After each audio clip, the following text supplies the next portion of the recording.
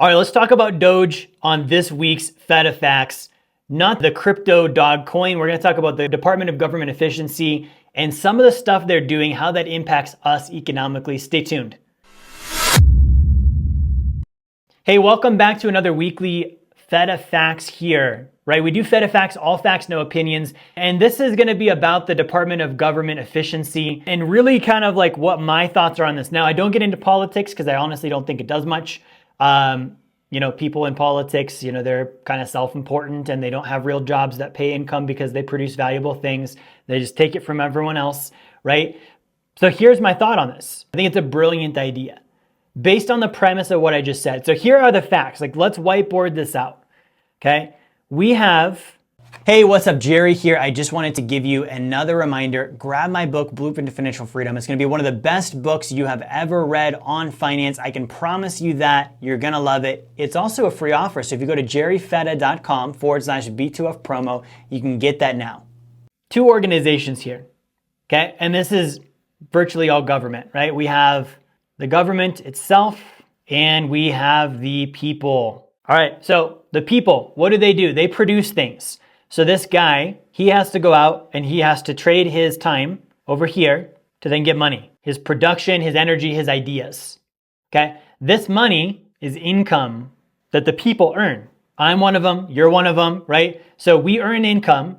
Now the other thing we have to do is we have to pay for things. We have to pay bills. We have expenses, right? So here we can put income. Prior to the income, we have this production, right? Now here we have expenses. Things we've got to cover in order to survive, right? And so that's what happens. Now here's the part of this that's kind of tricky. The expenses, some of this goes to the government as income, right? And that's tax revenue. That's, state income tax, that's federal income tax, that's sales tax, that's property tax, that's inheritance tax, right? That's capital gains tax. There's so many taxes out there, right? And so what happens is we end up paying some of our expense over to the government. That's income for them, right? But here is the problem. Where's their production, right? What did they do to earn that income? Because in an ordinary person's life, here's the issue. In an ordinary person's life, if you are less valuable at your job or in your business or with your employees, you're going to make less income. Why? Because what you're producing isn't worthwhile.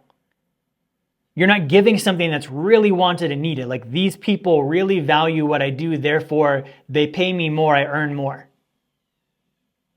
All right? Now, if you were to do that, your income would drop, wouldn't it?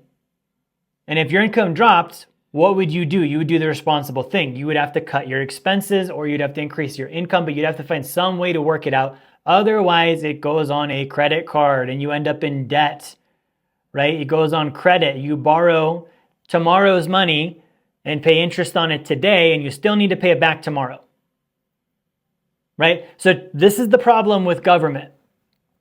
They earn income without any sort of production. Think about, when is the last time you were able to say, you guys did a bad job last year, I'm paying you less in taxes? You can't. That's not a thing. It's an entitlement. It's like they get the tax revenue no matter what. Would be pretty cool if you could have a job that pays you no matter what. You don't show up, they still pay you. You don't do a good job, they still pay you. You mess stuff up, they still pay you. You take, the entire month off for Christmas, they still pay you. You can even vote yourself a pay raise, right? That would be a pretty sweet gig, wouldn't it? You don't have to do anything. There's zero expectation, there's zero accountability on what is it that you actually produce, a value that's wanted and needed by the people you produce it for. So here's the question. Does the government serve the people, or do the people serve the government? You see, if the people serve the government, then, they're paying us for a thing, right? So it's like they exist for us to help them. Okay, great. So then they're going to pay us for the service. If I'm a business owner and I exist to serve someone else, they pay me for my service. That's not how it works. We pay them for their service, don't we? Okay. Therefore, the government is designed to serve the people. If you look at in the United States, our founding fathers and the documents that they put together, that's how it's supposed to work, right? Now, because there's no accountability for production, right? There's no measuring, like, what did you guys actually accomplish? What did you do? And based on that, let's decide how much to pay you. I don't think that would be a bad system at all. But because of that, that income is what's considered an entitlement, right? Now, what happens? The government has the income, then they have expenses just like we do. And I want to share with you what the Department of Government Efficiency is doing right now. I work with people on their finances. I've been doing it for a decade and a half. And I have seen instances where people are like, we're in debt, we're not doing well, we're about to lose the house. And then I check and it's like, you bought a coat for your dog last month. You're telling me you're financially destitute and you're buying clothing for an animal.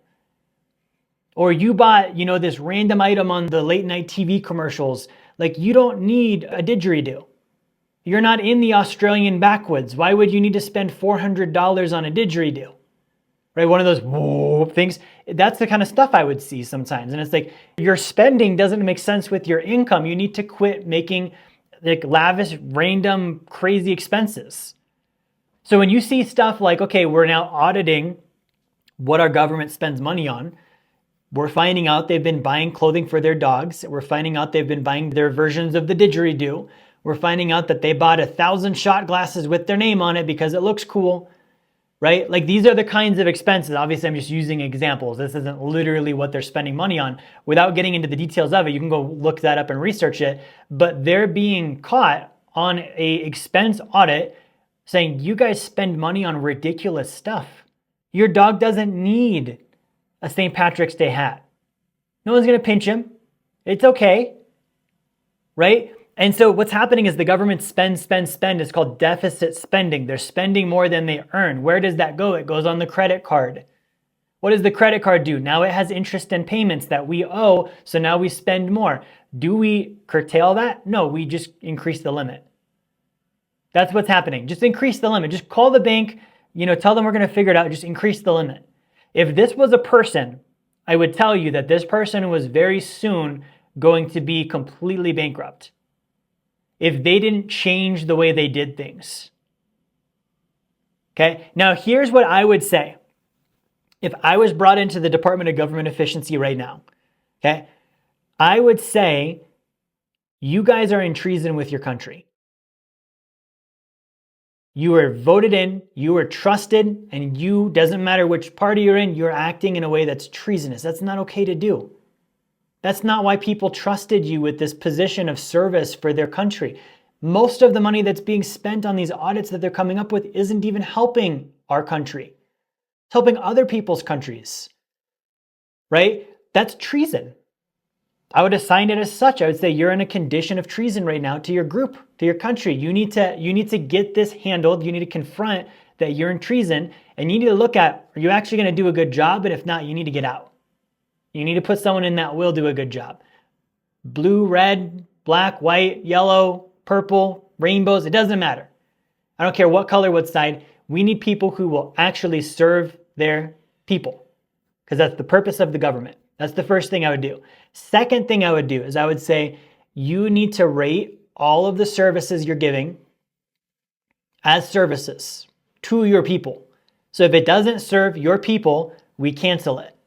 If it's not a service that has a high value, we need to either cancel it or improve it so that it is a high value without spending more money. Right? If I'm in a business that's not doing well, they're negative cash flow, meaning that they spend more than they earn, they're racking up debt. The first thing I'm doing is I'm saying, guys, we need to get new people in here because the people we have now are the ones that caused this. Right? We need to get rid of the people who are creating this environment and put in new people. Next thing we need to do is we need to start servicing and promoting our good works and actually getting out there and doing a good job so that we can build back our reputation. Right? This is what I would be saying. This is whether this is an individual, a business, or a government. I'd be saying this is what you need. You have a tarnished reputation. You need to go fix that. And it can't just be through speeches. You need to roll your sleeves up and get the job done for people. Okay? Any income you earn needs to be because you exchange something valuable for it. Right? And then all the expenses and programs, we're going to clean those out. Like, that has to be done. And so here's what's going on though. We're cutting expenses. We still have a gigantic deficit. So just because we're seeing good news on this doesn't necessarily mean like it's fixed. It just means that we're spending less than the deficit was, right? Maybe it ends up being more. We'll find that out soon. They're not reporting those numbers to us yet, right? But what has to happen is we need a completely balanced budget, just like a household would, just like a business would, where we earn more than we spend, right? Then what I would do, this is just me, I would take all the surpluses and I would send it back to the taxpayers as dividends. Anywhere there's government surplus, we don't need it in the government. We're going to actually send it back to the taxpayers, pro rata based on the amount of tax dollars they paid, as dividends. And I would start treating the government like a shareholder. Like the people are like shareholders of the government. You pay in, you're part owner of this country, you're taking responsibility by funding us, and we're exchanging our services for that. And if we have leftover, we send it back to you as a reward in proportion to the amount you paid in. Meaning if you paid a lot of taxes, you're gonna get a big chunk back because we saved money. If you didn't pay any taxes, you didn't contribute, you don't get anything. You paid a little bit, you get a little bit, right? And that way you start rewarding production in the country as well, right? This is how I would run a business.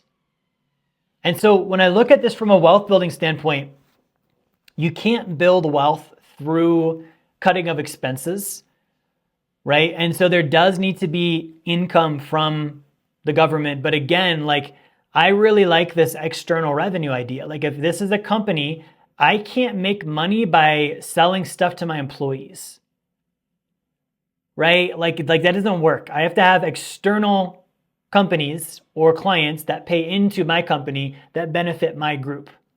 And so I think if we are exchanging with other countries, they should be paying us, right? We can give them loans, all sorts of agreements can be made, but we should be making money off of the other countries as much as possible and not trying to make money off of the people who live here, because that's, again, like you can't run a group efficiently that way. Next, I don't want to interrupt you too long. I just want to give you a free offer for my book, The Blueprint to Financial Freedom. If you go to jerryfetta.com/B2F promo, you can get the book now. I'm going to let you get back to the video. It might be easy. You're trapped here. If you don't do this, we're going to throw you in prison. Okay, good. I get that that's an easy plan, but that's not really how you can run a group. Not an expanding group that everyone likes being a part of. Okay. Last thing I would change. I would pay people to leave. If you don't like being here, let's pay you to leave. We'll pay for your immigration to another country. Right? I think it's kind of ridiculous that you're born somewhere and then that's just where you are. If you don't like it, go somewhere else. If you can't go somewhere else, then you're stuck and then you're like, well, I'm here and I don't want to be. I think the government should buy people out of their citizenship if they don't want to be here. Right? That would be beautiful, because then we would only have people here that want to be here, that want to produce, that want to have, better conditions for everybody, right? And this is how I would run a business. I would not keep an employee that didn't want to be there. If I had a partner or a shareholder that didn't believe in the group, I'd be like, bro, I'm going to buy you out. You're a counter intention to our mission and our culture and our vision and all the stuff we're trying to accomplish. You're against that. I will pay money for you to leave. Why? Because I understand that having everyone moving in the same direction is how a group succeeds, right? And I get that not everyone has the same viewpoints and beliefs and all of that. There are ways to handle that through the states. You can live in a state that believes one thing and not another thing. That's up to you. But I think just from like a high level, like what is the Department of Government Efficiency doing? I think they need to not just look at the expenses, because you can only cut so many things. They need to look at how to be more in exchange with their people. Okay, where are we bringing in money that we're not giving more than we take? We need to fix that. And I think if we fixed that, more people would be proud of their politicians, right? Like when you survey most people, like you saw how I opened the video up, I don't have a good opinion of that. Guys, I'm 32 years old. In my entire adult years and all my childhood, I have never once felt good about politicians. Never, right? So if you're a politician or a government person watching this, and okay, there's people like Jerry out there that have another 30 or 40 years of voting and sharing their opinion and what they think about the way we run things, I would kind of survey like, all right, what do you guys need from us? What do you guys want from us? What do you like? What do you not like? Because I'll be honest, right now when I pay taxes, I feel like it does nothing. I don't see it. And then I see stuff, we're buying this random, nonsense for other countries. And I'm like, yeah, I'm totally justified in my viewpoint that it's just a waste of money to pay my taxes to them. Do I do it? Yeah, because I can't not. But if I had the option not to, if this was a client relationship where they're servicing me, I would fire them. I'd be like, I don't need your services. I'm not getting what I want from this. Sorry, relationship over, right? So those are my thoughts on this. This is Fetta Facts. Again, and I want to stay factual with this, like you have to have valuable production to warrant continued increasing income. You have to spend less than you earn. You have to have surpluses. You need to have a valuable exchange in order to get income in the first place. These are all facts and things that are out.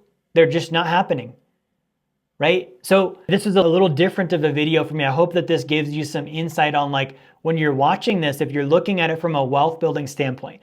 And there's a lot of ways to look at this. There's a social standpoint, there's a geopolitical standpoint, there's all sorts of stuff you can look at. I'm just saying from a wealth building standpoint, we're trying to build abundance and prosperity for a group. What does that look like? And those are some of the true principles that are being violated that just have to get corrected. Doesn't matter who's doing the driving, it still needs to happen. Thanks for watching, like, share, subscribe. I'll see you next time. Hey, this is Jerry Fetta here. I want to thank you for watching my video, watching my content. I hope you enjoyed it. If you would like to learn more about the blueprint to financial freedom and how you can achieve passive income that exceeds your savings, your expenses, your taxes, your generosity, and build wealth like the top 1%, I want to encourage you, grab a copy of my book, The Blueprint to Financial Freedom. You can go to jerryfetta.com/B2F promo, or you can click the link in the description of the video here. The copy is free. You cover your shipping. We'll send the book out to you, and we'll send you an email with a bunch of great bonus material also for free. Get the book, subscribe to the channel. I'll see you on my next content.